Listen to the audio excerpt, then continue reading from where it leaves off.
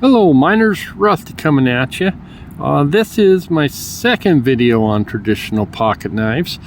This is the Case. This is a Sod Buster Jr. So the Sod Buster Jr. is a pattern. When it comes to traditional knives, they have what's called a pattern. It's a single bladed knife. The Sod Buster applies to like a farmer's knife. So traditionally, this might have been a work knife. I ordered, actually got two of these in what's known as Crandall jig, pocket worn gray. So it's a bone knife that they dyed gray, and you guys can see that gray does take dye, or bone does take dye differently. It's darker here.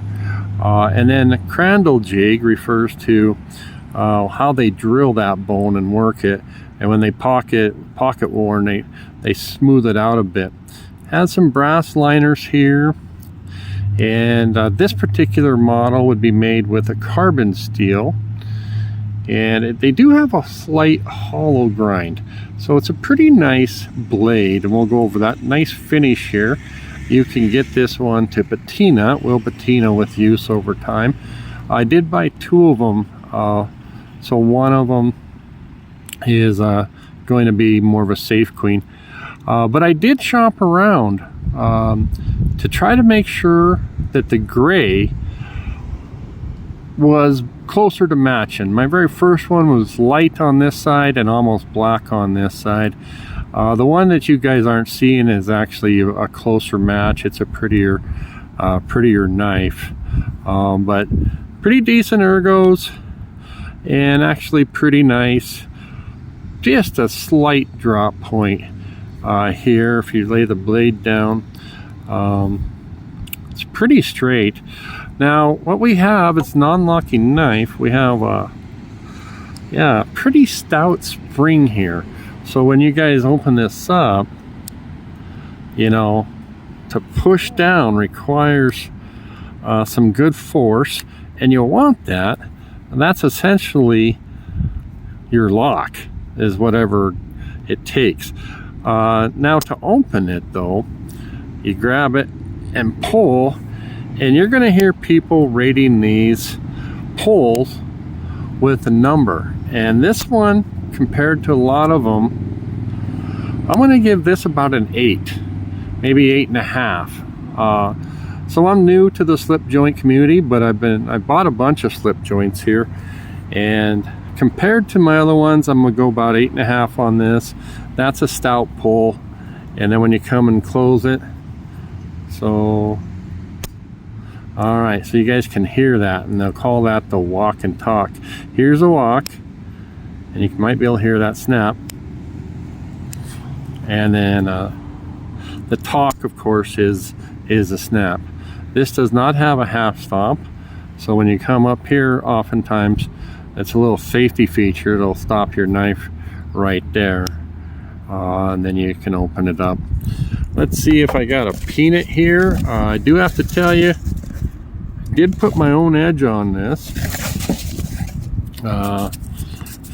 And it did come with, if you watched my last video, it did come with a burr. So, but it's a hollow grind, and make sure I don't cut myself.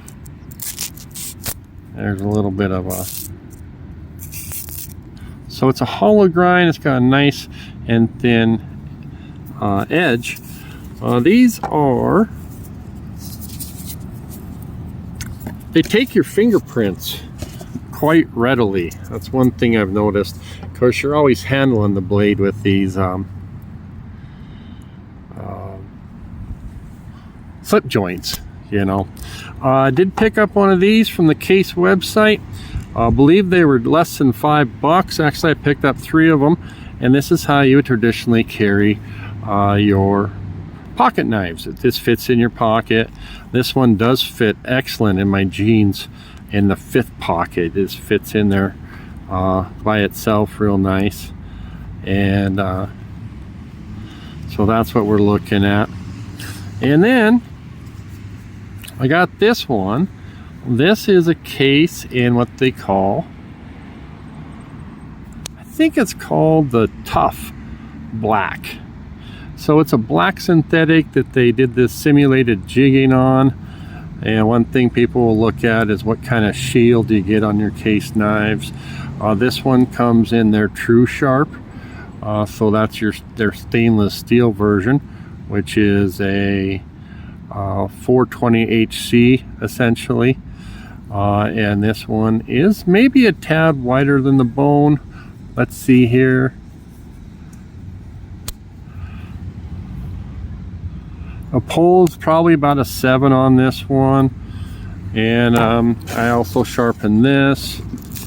We'll grab this. Peanut's already been, oh, this is one of those little, oh, look how sharp that is. This Peanut's scared.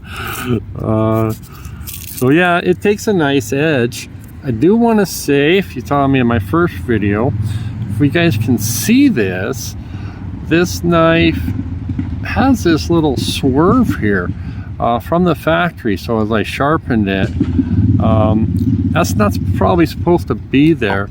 It's kind of a little recurve, and it kind of stinks on a flat stone. Yeah, we want it more straight. Again, let's see if we can. So that's what I'm talking about. This is a $40 knife with the plastic. On this one, I bought, of the two I paid $56 for one and $66 for another one, so prices will vary. And you guys can see the difference in the thickness and or thinness. And just with this knife, I'm going to carry it in here.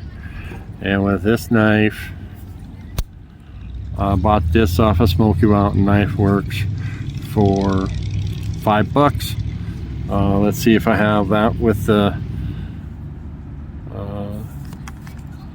copper lock. Get that out just for comparison purposes.